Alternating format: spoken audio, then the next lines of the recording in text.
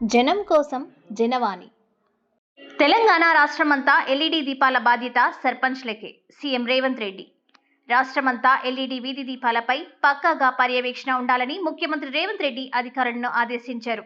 అన్ని గ్రామాల్లో వీధి దీపాల ఏర్పాటు, వాటి నిర్వహణ బాధ్యతలను సర్పంచ్లకే అప్పగించాలని చెప్పారు. గ్రామాల్లో అవసరమైన కొత్త ఎల్ఈడి లైట్లను అమర్చడంతో పాటు వాటిని సమర్థవంతంగా నిర్వహించే అధికారం గ్రామ పంచాయతీల పరిధిలోనే ఉండాలని స్పష్టం చేశారు. పంచాయతీరాజ్, మున్సిపల్, జీహెచ్ఎంసీ విభాగాలకు సంబంధించి ఇంటిగ్రేటెడ్ కమాండ్ కంట్రోల్ సెంటర్లో ముఖ్యమంత్రి ఉన్నత స్థాయి సమీక్ష నిర్వహించారు. వీధి దీపాలకు సంబంధించి గ్రామాల్లో ఇప్పటికే అందుబాటులో ఉన్న ఎల్ఈడి లైట్లు వెలుగుతున్నాయా లేదా, కొత్తగా ఎన్ని అవసరం ఉన్నాయో పక్కాగా అంచనా వేయాలని, ప్రతి పోల్ లెక్కించేలా సర్వే చేయాలని పంచాయతీరాజ్ శాఖ అధికారులను ఆదేశించారు.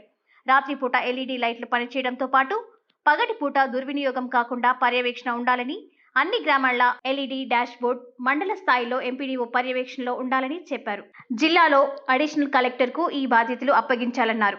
రాష్ట్రంలోని అన్ని గ్రామాల పరిధిలో 16.16 లక్షల ఎల్ఈడి లైట్లున్నాయని, వరంగల్, నల్గొండ, జనగాం, నారాయణపేట్ జిల్లాలో ఎల్ఈడి లైట్ల కాంట్రాక్ట్ ఏజెన్సీ ఆధ్వర్యంలో ఉందని అధికారులు ముఖ్యమంత్రికి వివరించారు.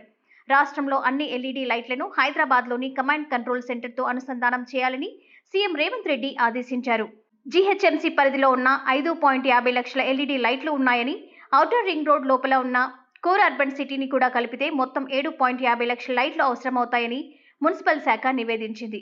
కోర్ అర్బన్ సిటీ పరిధిలో జీహెచ్ఎంసీతో పాటు కొత్తగా చేరిన కార్పొరేషన్లు, మున్సిపాలిటీలు, గ్రామాలన్నింటినీ పరిగణలోకి తీసుకుని ఎల్ఈడి లైట్లు అవసరాన్ని అంచనా వేయాలని చెప్పారు. కొత్తగా ఎల్ఈడి లైట్ల ఏర్పాటు, నిర్వహణకు టెండర్లను పిలవాలని అధికారులను ఆదేశించారు. ఎల్ఈడి లైట్ల తయారీలో పేరొందిన కంపెనీలను ఆహ్వానించాలని, 7 ఏళ్ల పాటు నిర్వహణ బాధ్యతలు కంపెనీలకు అప్పగించాలని, నిర్వహణ పక్కగా ఉండేందుకు వీలుగా టెండర్ నిబంధనలు రూపొందించాలని చెప్పారు. ఎల్ఈడి లైట్లతో పాటు కంట్రోల్ బాక్స్ల ఏర్పాటు, వాటి పనితీరును నిరంతరం పర్యవేక్షించడానికి ప్రత్యేకంగా వ్యవస్థ ఉండాలన్నారు. హైదరాబాద్ ఐఐటీ లాంటి సంస్థలతో థర్డ్ పార్టీ ఆడిట్ చేయించాలని సూచించారు. జీహెచ్ఎంసీ పరిధిలో వీధి దీపాలకు ప్రతి నెల 8 కోట్ల కరెంటు బిల్ అవుతున్నందున సోలార్ పవర్ వినియోగించే అంశాన్ని, అందుకు అవసరమైన సాధ్యాసాధ్యాలను పరిశీలించాలని సీఎం రేవంత్ రెడ్డి సూచించారు.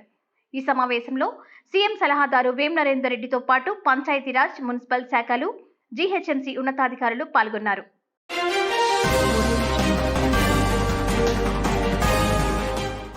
జనం కోసం జనవాణి.